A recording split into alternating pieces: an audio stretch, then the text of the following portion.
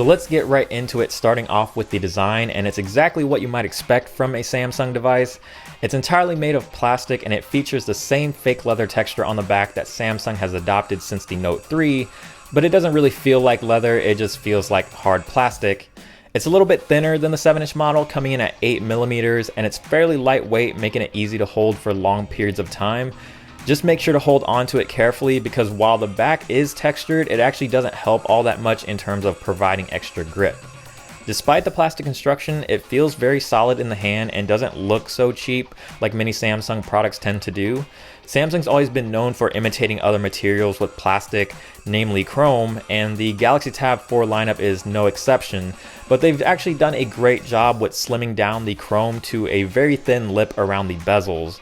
I've never been a huge fan of Samsung's continued use on chrome on all of their products, so I'm hoping this slight design change is going to be something that continues onto their future products like maybe the Note 4 or even the Samsung Galaxy S6.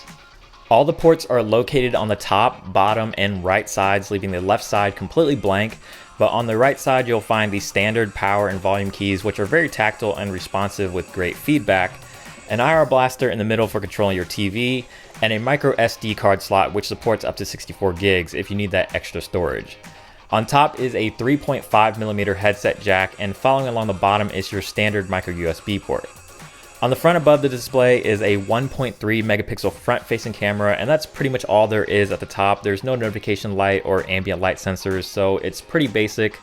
Along the bottom is Samsung's standard button layout with their signature home button in the middle with capacitive recent apps and back buttons on the left and right, which for some reason aren't backlit, so they're a little bit difficult to find if you're using the tablet in the dark.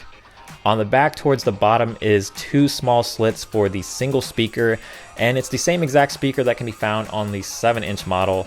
It's not the loudest thing in the world, but you really shouldn't expect it to be.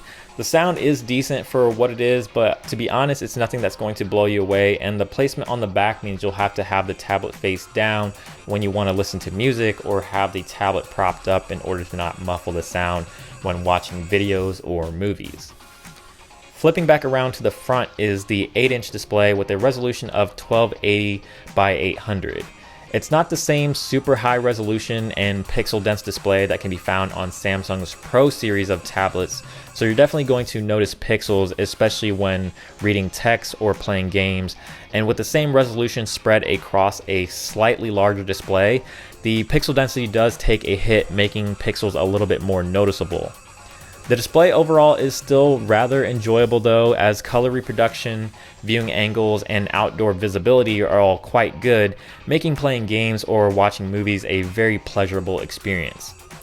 Due to the 8-inch display, the overall size of the tablet is a little bit larger than its 7-inch brother, which is to be expected, so it's not going to fit in your back pocket like the 7-inch model would, but it'll still easily fit in a book bag, and the relatively thin bezels on the side make it really easy to hold in one hand and operate with the other, which is something that you can't do quite as easily on larger tablets. On the inside, the Galaxy Tab 4 8.0 is being powered by a 1.2 GHz quad-core processor with 1.5 GB of RAM and 16 GB of internal storage, which is double what you get on the Tab 4 7.0. So if you need that extra internal storage, then it might be better to spring for the 8.0.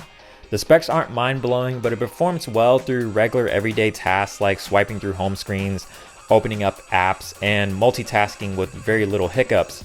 And I'm not exactly sure what it is because the specs are exactly the same across the entire Tab 4 lineup, but the lag that I encountered within the gallery on the Tab 4 7.0 doesn't exist on the 8.0. The gallery opens up immediately and scrolling through the photos isn't choppy and slow, and I was able to play graphically demanding games like Dead Trigger 2 without frames dropping every few seconds, so I can't really explain why the 8.0 performs considerably better, but I'm not really complaining. The camera around back is a 3 megapixel fixed focus shooter with no LED flash, so it's a very basic camera. It's there if you really want to take pictures with your tablet, but I imagine that most people will be sticking to their smartphones for picture taking on the go.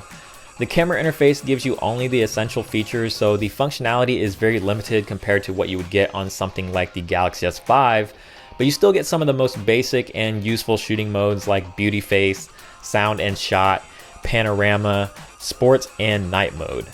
Picture quality is exactly what you might expect from a 3 megapixel camera.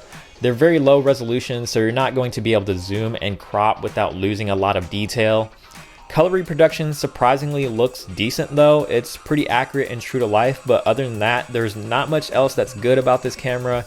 It performs best when outdoors, but once you go inside, photos become extremely noisy, especially in low light, and the fixed focus makes it virtually impossible to take clear close-up shots. Next up is the battery life, and the Galaxy Tab 4 8.0 is packing a 4,450 milliamp hour battery. And during my time using it, I was very impressed with the battery life. I consider myself to be a very heavy user when it comes to tablets. I primarily only use them for gaming with a little bit of YouTube watching and browsing the web. But even with my usage, I still managed to get a couple of days out of it with close to 7.5 hours of screen on time. So I'm pretty satisfied with the battery life, and I have no doubts that with regular everyday usage, you could easily get at least 3 to 4 days out of it before having to recharge it. On the software side of things, the Tab 4 8.0 ships with the latest version of Android 4.4.2 KitKat with Samsung's TouchWiz interface on top. And TouchWiz is still TouchWiz with all of the nature sound effects that you know and love, but it's a much lighter version of TouchWiz compared to what you get on something like the Galaxy S5 or the Pro line of tablets. There's no camera shortcut on the lock screen, fewer toggles built into the notification shade, and most notably, Samsung's My Magazine or Magazine UX is not present here. The more useful functions of TouchWiz, however, are still here, like multi-window if you want to be able to truly multitask, palm swipe for taking a screenshot, and smart stay to keep the display on for as long as you are looking at it.